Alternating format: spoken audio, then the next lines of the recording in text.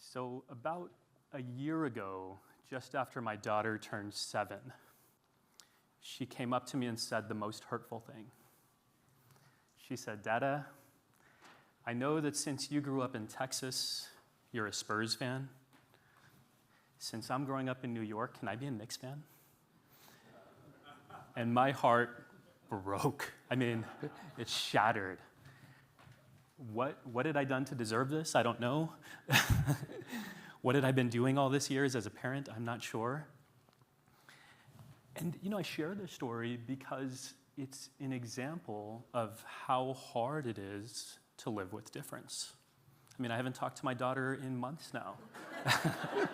I'm kidding, we're fine, I swear. I told her she can support whichever god-awful team she prefers.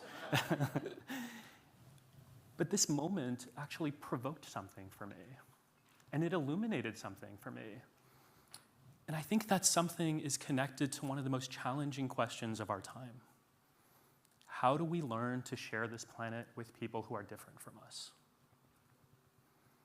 Now, as I think about my girls, I'm realizing that they're going to grow up and they're going to make choices. And I'm not always going to agree with those choices. They might come to me one day and say, "Hey, Dad, I don't want to practice this religion anymore. I want to date someone you don't approve of. I want to move across the country." These are realities. They're going to happen. It's not a question of if. It's not a question of when. The question is, how am I preparing myself for these moments? How will I respond? And my relationship with my kids is the most precious thing in my life. I don't care about anything more in this world. I'm not willing to risk it. I won't. And what I've realized is I better figure out how to get over my judgment. I better figure out how to get curious. I better learn how to accept them for who they are. And I've also realized that if I can't do that for my own kids, then what chance do I have with everyone else in our great big world? We talk a lot these days about human diversity, human difference. And typically when we do so, we talk about it at the macro level. Systemic, institutional, organizational, and that's really important. I work at these levels too. But since this interaction with my daughter, I've been thinking about something else. What if we've been approaching it all wrong? What if the place to begin is actually at the micro level, in our own families, in our own communities? And I say that because I know that in these relationships, the crucial ingredient is already there. It's unconditional love. As a father, I have no choice. I have no choice but to accept my kids for who they are. What if I can learn to do this for them and then expand that outwards? Now, I loved this idea when it first came to me. It felt so simple. It felt so intuitive. And I also realized, as many of us do, these ideas, they don't have purchase in our life. They don't have value for us unless we learn how to put them into practice. Theories are just theories. And so I decided I want to adopt a practice so that I can disabuse myself of my judgment and learn to embody curiosity. And so here's what I did. I said, when I notice this judgment coming up, when my kids do something that annoys me or irritates me or bothers me, instead of thinking to myself, hey, what's wrong with these kids? Instead of thinking, what were they thinking? I'm going to ask openly, earnestly, with curiosity. And I started to say, hey, what was on your mind? What was going on? Where were you coming from? And after a few weeks, I noticed that this simple change, it changed our entire relationship. It went from being fear of judgment into trust, into openness. And I enjoyed it so much more. And I said, you know what? I want to do that with my other loved ones in my life. And I started to do this with my partner and my parents, and my siblings and my friends. And everywhere I tried it, it was awesome. That trust, that openness, that compassion, it unlocked something different for us. But there was still a little question in the back of my mind.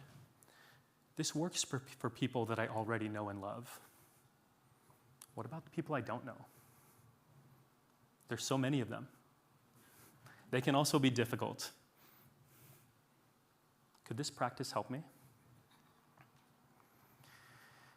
And then one day, I had a flight. I live in New York City. I had a flight out of Newark, New Jersey. It was Friday, 6 p.m. flight, so my own fault for booking a flight during rush hour. And the trains were down because, well, of course, of course they were down. It would have been too easy. And so I get in a taxi, and immediately I notice this is going to be a difficult ride. The driver is complaining that he has to drive out to New Jersey. It's far. As we approach the first traffic light, he stops even though it's green. And then he reaches back and hands me his phone and says, "Can you put the directions into Google Maps?" And I'm like, is this really happening? I was incredulous. And then we started going. We fight through New York City traffic. We get to the tunnel. It's standstill. We're not moving at all. And I start worrying about my flight. And I'm worrying, and we're still not moving. But the meter's going up, and my blood pressure is going up. So I'm pretty stressed, legitimately.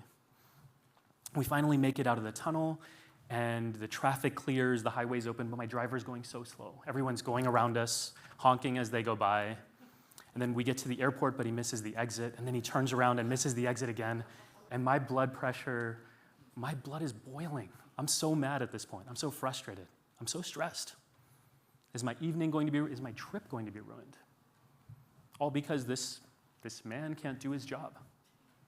Right? This is what's going on in my head. And as we pull up to the airport, I grab my bags so I can get out quickly. I get my credit card out, ready to pay, and I look at the meter on the dashboard. And as I look at the dashboard, I see his hands on the steering wheel, and they're shaking. They're shaking hard. And at first I think, oh, maybe he realizes he's a terrible driver. Maybe he's nervous. And then I think, oh, maybe it's something more serious. Maybe it's medical. Maybe it's a neurological condition. I wonder if he gets to retire soon. I wonder if his family can support him. I wonder what his life is like.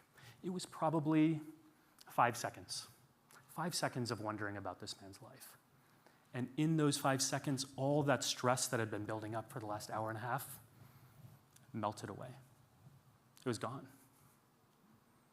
The conditions hadn't changed, right? Traffic, it was still upsetting. There's nothing fun about sitting in traffic.